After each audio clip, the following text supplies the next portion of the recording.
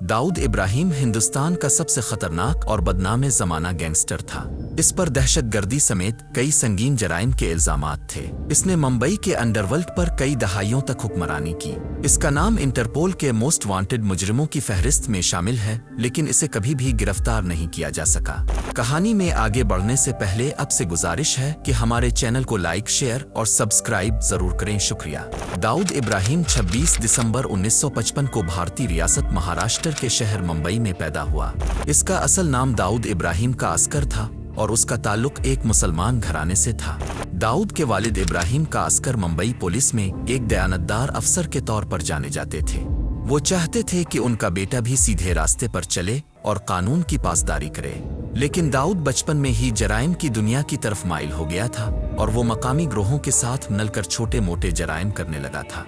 कहा जाता है कि एक दिन दाऊद और उसके दोस्तों ने किसी इलाके में एक दुकानदार के साथ बदतमीजी की। जब ये बात इब्राहिम का अस्कर तक पहुंची तो वो बहुत नाराज हुए और इनको अपने बेटे की यह हरकत बिल्कुल पसंद न आई। वो फौरन मौके पर पहुंचे और दाऊद को सबके सामने खूब मारा। ताहम इस वाकये के बाद भी दाऊद जराइम की दुनिया से पीछे नहीं हटा, बल्कि वक्त के साथ साथ वो इस दुनिया में मजीद आगे बढ़ता गया। 1980 की दहाई में वो मुंबई के गैंगस्टर हाजी मस्तान के गिरोह में शामिल हुआ और जल्द ही अपने भाई शबीर इब्राहिम के साथ एक अलग ग्रुप बनाया जिसे डी कंपनी के नाम से जाना जाता है।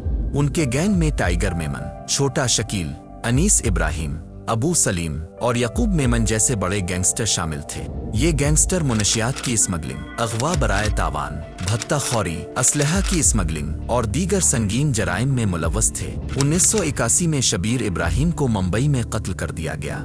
शबीर के कत्ल के बाद दाऊद ने अपने गैंग को मुनज़्ज़म किया और अपने भाई के कत्ल का बदला लेने के लिए मैदान में आ गया। इसने अपने हरीफों पर भरपूर हमले किए और आहिस्ता आहिस्ता मुंबई की अंडरवर्ल्ड का बादशाह बन गया। दाऊद इब्राहिम ने न सिर्फ भारत के जराइम की दुनिया पर अपनी गिरफ्त मजबूत की, बल्कि बॉलीवुड में भी अपना असर और रसूख पैदा किया। इसने मुंबई की फिल्म इंडस्ट्री को अपने माली वसाइल और ताकत के जरिए कंट्रोल करने की कोशिश की। कहा जाता है कि दाऊद ने कुछ फिल्मों की फंडिंग में भी हिस्सा लिया और फिल्म प्रोड्यूसर्स और हिदायतकारों को माली मदद फराहम की ताकि वो अपनी फिल्मों को मुकम्मल कर सकें। दाऊद इब्राहिम का नाम सबसे ज्यादा बदनाम इस वक्त हुआ जब 12 मार्च 1993 को मुंबई में सिलसिलावार बम धमाके हुए। इन बम धमाकों में 250 से ज्यादा अफराद हलाक और हजारों जख्मी हुए। दाऊद पर इल्जाम था कि इसने इन धमाकों की मंसूबाबंदी की और दीगर मुजरिमों को माली मदद फराहम की। कहा जाता है कि ये बम धमाके बाबरी मस्जिद के गिराए जाने के रद्दे अमल में किए गए थे। 1992 में बाबरी मस्जिद के गिराए जाने के बाद भारत में फिरका वाराना फसादात फूट पड़े। उन फसादात के नतीजे में हिंदू और मुसलमान कम्युनिटीज के दरमियान तनाव बढ़ गया और मुंबई समेत भारत के मुख्तलिफ हिस्सों में लड़ाई झगड़े शुरू हो गए, जिनमें सैकड़ों अफराद हलाक और कई जख्मी हुए। यूं इस कशीदा सूरत हाल ने 1993 के मुंबई बम धमाकों के लिए मंसूबा साजों को बुनियाद फराहम की। 1993 मुंबई बम धमाके भारत की तारीख में दहशतगर्दी का सबसे खौफनाक वाकया था, जिसने पूरे मुंबई शहर को हिलाकर रख दिया। ये सिलसिलावार बम धमाके एक ही दिन में मुख्तलिफ मकामात पर हुए और उनकी वजह से पूरे भारत में दहशत की लहर दौड़ गई। ये धमाके जिन मकामात पर हुए उनमें stock exchange building, air India building और दीगर अहम इमारतें शामिल थीं। ये हमले भारत के लिए एक बहुत बड़ा सदमा थे, क्योंकि इन हमलों में बहुत ज्यादा जानी और माली नुकसान हुआ था। धमाकों के फौरन बाद पुलिस और मुंबई क्राइम ब्रांच ने मौके पर पहुंचकर शवाहिद इकट्ठे करना शुरू कर दिए।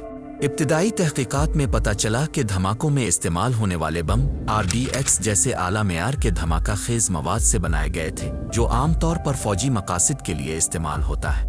RDX की मौजूदगी ने इस बात की तस्दीक की कि इन धमाकों में कोई मुनज़्ज़म और तरबियत याफ्ता गिरोह शामिल था। भारतीय तहकीकाती इदारों का कहना था कि मंसूबा साजों ने हथियार और धमाका खेज मवाद गैर कानूनी तौर पर भारत के अंदर स्मगल किए और उन्हें मुंबई में मुख्तलिफ मकामात पर नस्ब किया। इन धमाकों का मकसद मुंबई के अहम तिजारती और अवामी मकामात को निशाना बनाकर ज्यादा से ज्यादा तबाही मचाना था। भारतीय इंटेलिजेंस एजेंसियों ने उन हमलों का मास्टरमाइंड दाऊद इब्राहिम को करार दिया। उन्होंने इल्जाम लगाया कि धमाकों की मंसूबाबंदी दाऊद और उसके नेटवर्क डी कंपनी ने की।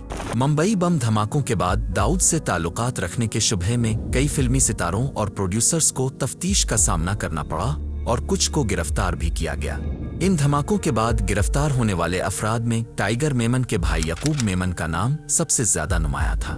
यकूब मेमन को 2015 में भारतीय अदालत ने फांसी की सजा दी।